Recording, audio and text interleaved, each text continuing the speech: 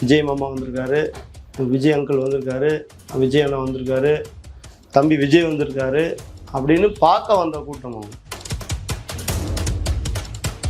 நாடகம் போட்ட அந்த காவல்துறைக்கு அது தலைமையேற்று நடத்துகிறவங்களுக்கு ஏன் தண்டனை கொடுக்கல, அந்த மொத்த காவல்துறைக்கு ஏன் இது வரைக்கும் நீங்கள் எந்த ஒரு டிரான்ஸ்ஃபரோ இல்லை சஸ்பெண்டோ ஏன் அது அவங்க மேலே நடவடிக்கை எடுக்காமல் இருக்கிறீங்கிற அந்த கேள்வி இருக்குது. இது எப்படி இருக்குது அப்படின்னு கேட்டிங்கன்னா, கல்யாணம் ஆயிடுச்சு, குழந்தை பெற்றாச்சு, குழந்தை பெற்றதுக்கப்புறம் நான் முரட்டு சிங்கிள் அப்படின்னு சொல்கிற மாதிரி இருக்குது. இன்னும் எனக்கு பொண்ணு கொடுக்குவாங்க அப்படிங்கிற மாதிரியே இருக்குது. இது எதுக்காக இவர் இப்படி சொல்கிறார் அப்படின்னா,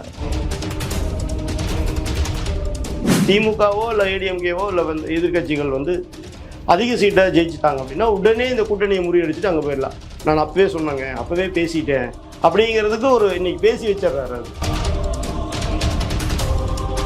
தமிழ்நாட்டுடைய முதல்வராக என்றைக்குமே ஆக முடியாது. அவர் உண்மையாலுமே நல்ல தலைவராக இருந்திருக்காருன்னா வேங்கை வயல்லேருந்து அவர் அந்த பிரச்சனையை எடுத்து பேசியிருந்தால் மக்களே இன்றைக்கி முதல்வர் ஆக்கியிருப்பாங்க. அவர் நீங்கள் இன்னொரு கட்சி காலில் விழுந்து பிச்சை எடுத்து இருக்க அறிவாலய வாசலில் பிச்சை எடுத்தீங்க, அது மாதிரி இன்னும் எல்லார் காலிலையும் விழுந்து பிச்சை எடுக்க வேண்டிய அவசியமே இல்லை. நேற்று வந்த விஜய் அவர்கள் இன்றைக்கி சிஎம் ஆகிட்டார். ஆனால் நீங்கள் 25 வருஷம் 30 வருஷமாக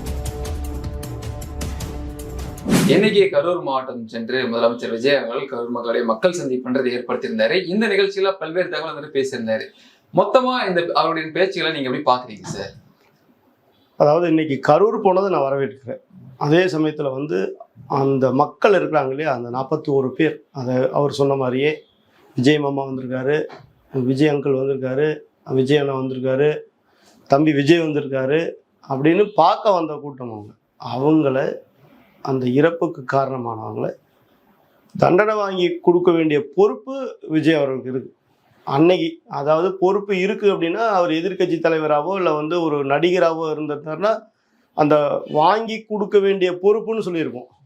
ஆனால் இன்னைக்கு அந்த காவல்துறையை கையில் வச்சிருக்கக்கூடிய ஒரு முதலமைச்சராக இன்றைக்கி அவர் இருக்கார். அப்போது அந்த குற்றவாளிகளுக்கு தண்டனை கொடுக்க வேண்டிய இடத்துல இருக்கார். அப்போ நம்ம என்ன சொல்லணும்னா, அந்த 41 பேர் இறப்புக்கு காரணமானவங்களை தண்டிக்கக்கூடிய இடத்துல இருக்கக்கூடிய விஜய் அவர்கள் அவங்களுக்கு தண்டனை கொடுக்கணும்னு சொல்கிறோம். அவரே அந்த மீட்டிங்கில் சொல்லியிருக்கிறாரு. இன்னைக்கு நடந்த மீட்டிங்கில் சொல்லியிருக்கிறாரு, இந்த காவல்துறை ஒரு மிகப்பெரிய நாடகத்தை நடத்தி என்னை இங்கே கூட்டிகிட்டு வந்தாங்க, நான் நன்றி எல்லாம் வேற சொல்லிட்டேன் அவங்களுக்கு அப்படின்னாரு. அதே மட்டும் இல்லை, ஒரு காவல்துறை உயர் அதிகாரி விஜய் வந்தங்காட்டி தான் இந்த சம்பவமே நடந்தது அப்படின்னு அவர் மேலேயே குற்றம் சொன்னதாக சொல்கிறாரு. அப்போ அந்த காவல்துறை அதிகாரிக்கு என்ன தண்டனை கொடுத்துருக்குறீங்கன்னு கேட்குறேன். அப்போ அந்த சொன்ன காவல்துறை அதிகாரி தவறான தகவல் சொல்லியிருந்தாருன்னா ஏன் தண்டனை கொடுக்கல? ரெண்டாவது, இந்த காவல்துறை நாடகம் போட்ட அந்த காவல்துறைக்கு அது தலைமையேற்று நடத்துகிறவங்களுக்கு ஏன் தண்டனை கொடுக்கல? அந்த மொத்த காவல்துறைக்கு ஏன் இது வரைக்கும் நீங்கள் எந்த ஒரு டிரான்ஸ்ஃபரோ இல்லை சஸ்பெண்டோ ஏன் அது அவங்க மேலே நடவடிக்கை எடுக்காமல் இருக்கிறீங்கிற அந்த கேள்வி இருக்குது. என்னென்னா, அப்போ தான் விஜய் அவர்கள் இன்றைக்கி கரூர் போனதுக்கு ஒரு நியாயமான காரணம் இருக்கும். நியாயமாக நம்ம எடுத்துக்கணும்னா அப்படி தான் எடுத்துக்கணும். அந்த நீங்கள் 41 பேருக்கு போய் தண்டனை கொடுக்கக்கூடிய இடத்துல இருக்கக்கூடிய நீங்கள் 41 பேருக்கு காரணம் இன்றைக்கி போய் யார் காரணம்னு நீங்கள் சொல்லியிருக்கணும். சிபிஐ விசாரணை இருக்குன்பீங்க. ஏன்னா நீங்கள் பேசுனது எல்லாமே அரசியலாகவே தான் இருக்குது.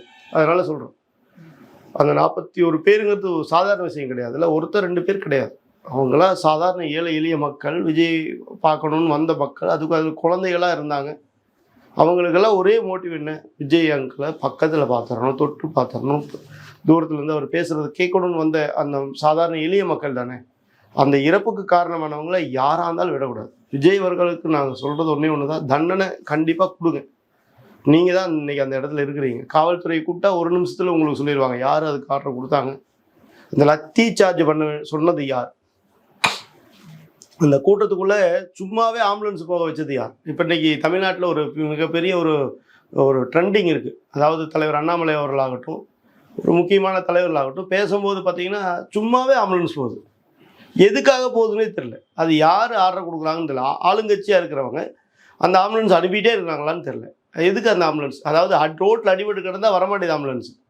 ஆனால் மீட்டிங் நடந்ததுன்னா அன்னைக்குன்னு பார்த்து ஒரு 20 ஆம்புலன்ஸ் அன்னைக்கு இருக்கக்கூடிய அந்த சிட்டியில் எவ்வளோ ஆம்புலன்ஸ் இருக்குன்னு அன்னைக்கு தெரிஞ்சு போயிடும். அத்தனை ஆம்புலன்ஸ் ஒன்றா வருது. அப்போது அந்த ஆம்புலன்ஸு குறுக்க போக வச்சது யார்?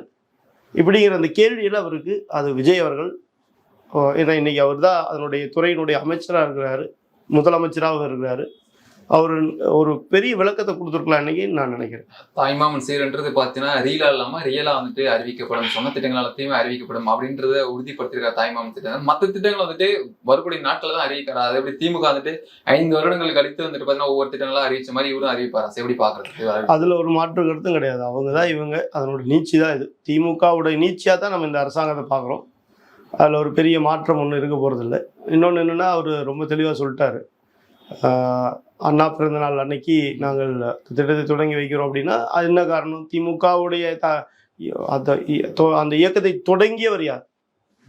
அண்ணா அவர்கள் தானே. அப்போ அவங்களுடைய சித்தாந்தத்தை அந்த அன்னைக்கு நீங்கள் தங்க மோதிரம் போட வேண்டிய அவசியம் என்ன இருக்குது? நீங்கள் தான் அவங்களுக்கு மாற்றுன்னு வந்துட்டீங்க. அப்போது வேறு ஒரு நாள் நல்லா பண்ணியிருக்கலாம். பாரதியார் பிறந்த நாள், இல்லை நீங்கள் கொள்கை தலைவராக வச்சுருக்கக்கூடிய 5 பேருடைய பிறந்த நாள், அந்த மாதிரி ஏதோ ஒரு நாள் வச்சுருந்துருக்கலாம். அப்போ அண்ணா பிறந்த நாள் அன்னைக்கு வைக்கும்போது அவங்க வந்து திமுகவுக்கு மாற்றுனாங்க அப்படின்னு வந்திருக்காங்க. அதனால் அதனோட தொடர்ச்சியாக தான் இது இருக்குது. சட்டம் ஒழுங்குலேருந்து கொள்ளையிலேருந்து எல்லாமே திமுக ஆட்சியில் நடந்தது. அது அப்படியே கண்டினியூ ஆகிட்டு இருக்குது. மேகதாது விவகாரத்தை பொறுத்த வரைக்கும் கர்நாடகா நீர் தர மாட்டேங்குது. இங்க இருக்கக்கூடிய அரசியல் கட்சி தலைவர் எல்லாமே ஏன் வந்துட்டு முதலமைச்சர் பேச மாட்டேங்கிறாங்க அப்படின்ற கேள்விலாம் வைக்கிறீங்க. மேகதாது விஷயத்துல பேசுவது வந்து வேலைக்காகுது அப்படின்ற ஒரு பதில இன்னைக்கு கொடுத்திருக்காரு சார். மற்றபடி என்ன செயல்பாடுகள் ஈடுபடுவார் நினைக்கிறீங்க சார்?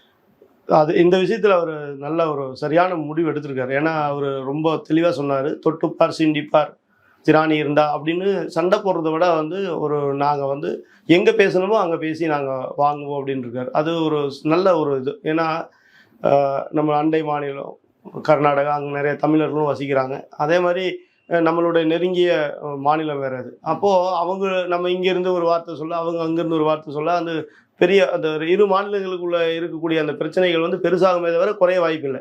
அப்படி இருக்கும்போது அவர் இன்னைக்கு சரியான முடிவு எடுத்திருக்காரு. அதே சமயத்தில் உங்களோட இருக்கக்கூடிய காங்கிரஸ் அவங்கள கூப்பிட்டு, உங்களுடைய முதல்வர் தானே அங்கே இருக்கிறாரு, அவர்கிட்ட சொல்லி நீங்கள் அந்த பிரச்சனையை தீர்க்க கூடாது அப்படின்னு அந்த கேள்வி ஏன் கேட்கல அப்படிங்கிற அந்த கேள்வி இருக்குது. அதே மாதிரி நீங்களே கூப்பிட்டு பேசியிருக்கலாம்.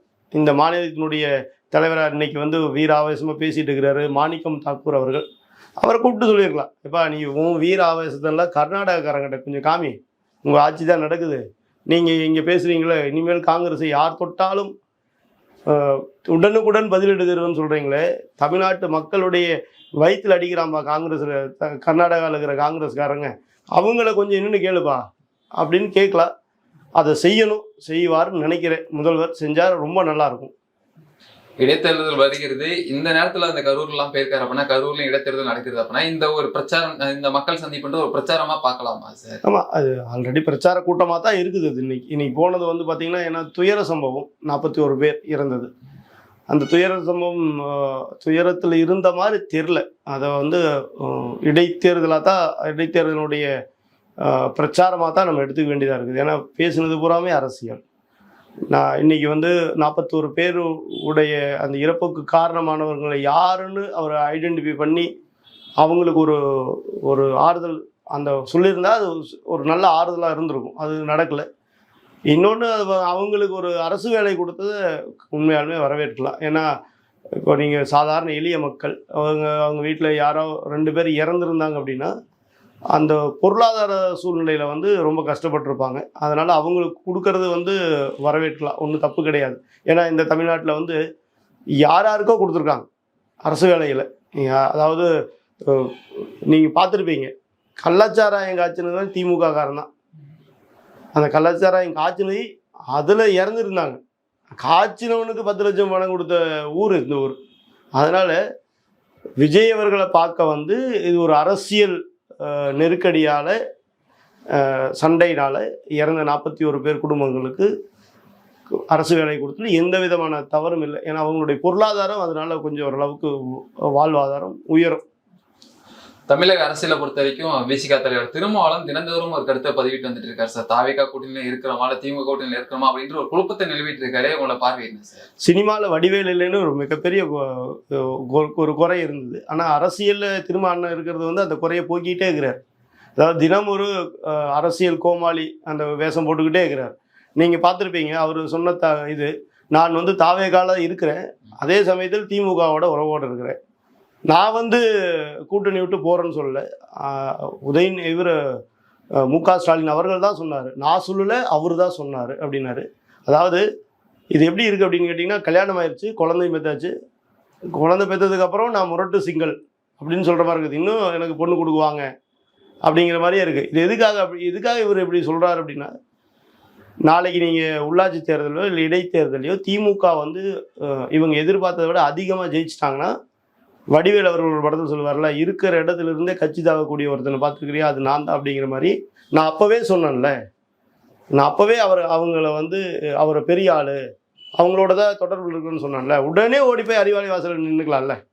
சார் நாங்கள் வந்து சார் ஜெயலலிதா அம்மையாரை போய் நான் திமுக கூட்டணியில் இருக்கும்போதே போய் பார்த்தேன்னா என்ன அர்த்தம்?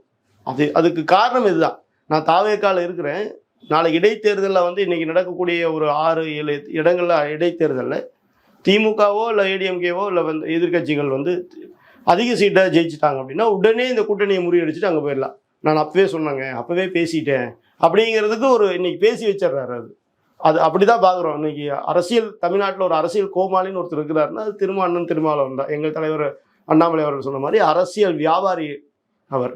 அந்த ஏழை எளிய மக்களுடைய ஓட்டையெல்லாம் வாங்கி அவருடைய வயிற்று நிறைக்கிறதுக்கும் அவருடைய சொத்து சேர்த்துக்கிறதுக்கும் தான் இந்த மக்களை பயன்படுத்துகிறாரு. தவிர இன்னைக்கு வரைக்கும் அது வேங்கை வயலுக்கு இன்னைக்கு வரைக்கும் இல்லையா? இன்னைக்கு நீங்கள் சொல்லுங்கள், இதுக்கு முன்னாடியாவது வந்து கூட்டணி அரசு வந்தாங்க, வைகோ அவர்கள் சொன்ன மாதிரி கூட்டணியில் இருந்தோம், அவங்க பண்ணுற தப்பெல்லாம் நாங்கள் எப்படி சொல்கிறது அப்படின்னு பொங்குட வைகோ மாதிரி இவர் அப்படி பொத்திக்கிட்டு தான் இருந்தார். இன்னைக்கு நீங்கள் அமைச்சர்ல, அது எதனுடைய அமைச்சர்? சமூக நீதித்துறையுடைய அமைச்சர். அப்போ அந்த சமூக நீதித்துறை அமைச்சர் என்ன பண்ணிட்டு இருக்கிறார்? அப்போ இன்னைக்கு போய் வேங்கை வயலில் அந்த மலத்தை கலந்தது யார் அப்படின்னு கண்டுபிடிக்கலாம்ல. ஏன் பண்ண மாட்டேங்கிறீங்க? உங்ககிட்ட தானே அதிகாரமே உங்ககிட்ட தானே இருக்குது, ஏன் செய்யலை? அப்போ இவங்களுக்கு என்னென்னா அந்த மக்களை பற்றியெல்லாம் எந்த விதமான கவலையும் கிடையாது. இவங்களுக்கு தேவை பணம் பணம் பணம், அதிகாரம். இது தவிர வேறு இன்னும் ஒன்று இருக்கிற மாதிரியும் தெரில. இன்னொன்று, ஏன் இவர் இப்படி பேசுகிறார்? அதாவது நான் வந்து இந்த கூட்டணி தாவேக்கால இருக்கிறேன், இன்னைக்கு நான் வந்து திமுக கூட்டணிலேருந்து வெளியில் போகலை அப்படின்னு எதுக்கு சொல்கிறாருன்னா, ஏன்னா எதிர்க்கட்சி தலைவர்கள் எல்லாருமே பேசுகிறது பார்த்தீங்கன்னா, எடப்பாடி அவர்களாகட்டும் இல்லை வந்து ஸ்டாலின் அவர்களாகட்டும், 2 பேர் என்ன சொல்கிறாங்கன்னா, விரைவில் இந்த அரசாங்கம் கவிழ்ந்து விடும், விரைவில் வேறு ஆட்சி வரும் அப்படின்னு சொல்லும்போது, அந்த இடத்துல நம்ம என்னைக்காவது ஏற்கனவே பேசுனாங்க இல்லையா, நான் முதலமைச்சர் ஆகிறேன் அப்படின்னு, அதாவது கார்லேயே 2 நாள் சுற்றிட்டு இருந்தார் இல்லையா முதலமைச்சராக இருக்கு, அந்த மாதிரி நம்மளுக்கு ஒரு கிடைச்சிடாதா? அப்படி ஒரு சம்பவம் நடந்தால் நம்ம திருப்பி நம்ம எந்த மூஞ்சி வச்சு அங்கே போய் பார்க்குறது அப்படிங்கிறதுக்காக தான் இந்த வேலை பண்ணிட்டு இருக்கிறார். ஆனால் அவர் எனக்கு தெரிஞ்சு இப்படிப்பட்ட நபர்கள், அரசியல் கோமாளிகள் தமிழ்நாட்டுடைய முதல்வராக என்றைக்குமே ஆக முடியாது. அவர் உண்மையாலுமே நல்ல தலைவராக இருந்திருந்தாருன்னா வேங்கை வயல்லேருந்து அவர் அந்த பிரச்சனையை எடுத்து பேசியிருந்தால் மக்களே இன்றைக்கி முதல்வர் ஆக்கியிருப்பாங்க அவரை. நீங்கள் இன்னொரு கட்சி காலில் விழுந்து பிச்சை எடுத்து எங்கே அறிவாலை வாசலில் பிச்சை எடுத்தீங்க, அது மாதிரி இன்னும் எல்லார் காலையும் விழுந்து பிச்சை எடுக்க வேண்டிய அவசியமே இல்லை. நேற்று வந்த விஜய் அவர்கள் இன்றைக்கி சிஎம் ஆகிட்டார். ஆனால் நீங்கள் 25 வருஷம் 30 வருஷமாக தமிழ்நாட்டுடைய காவல்னா, தமிழர்களுடைய காவல்னா, உலகத்தில் இருக்கிற தமிழர்களுடைய ஒட்டுமொத்த தமிழனுடைய காவல்னா வேறு காமிச்சுக்கிட்டு இன்றைக்கும் 2 சீட்டுக்கும் 3 சீட்டுக்கும் கூட்டணியில் இருக்கக்கூடிய அறிவாலை வாசலில் பிச்சை எடுக்கிறதும், இன்றைக்கி வந்து பனையூர் வாசலில் பிச்சை எடுக்கிறதும் தானே இவர் தொடர்கதையாக இருக்குது. அதனால் இவருடைய எண்ணம் என்றைக்கும் நிறைவேறாது. மக்கள் பார்த்துட்டு இருக்கிறாங்க. அதே மாதிரி தாவேக்காகட்டும் திமுக ஆகட்டும் கண்டிப்பாக அதுக்கு ஒத்துக்க மாட்டாங்கன்னு நினைக்கிறேன். யாரும் ரசிக்கல, தமிழ்நாட்டு மக்கள் மொத்தத்தில் ரசிக்கல. திருமாவளவன் அவருக்கு மொத்தத்தில் ஒரு கோமாளியாக தான் பார்க்குறாங்க.